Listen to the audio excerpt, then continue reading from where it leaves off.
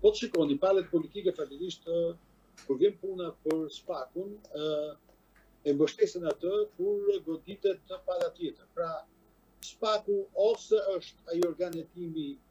që do duhet të mbështetet sepse është duke luftuar korrupsionin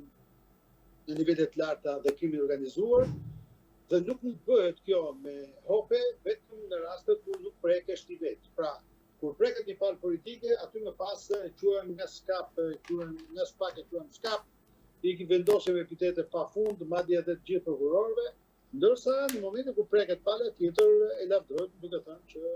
SPAK po bën punët e tjera. Kjo ka të bëjë në aspektin subjektiv, pikërisht për qasjen që politikanët ose niveli më i lartë i zyrtarëve në Shqipëri ka në lidhje me SPAK-un dhe kur realisht e shikon si rrezik eminent fatikisht, sepse deri tashmë nuk ka pasur kurrë një rrezik të tillë, siç e kam cituar, duke qenë se edhe organi prokurisë ka qenë tërësisht i varur.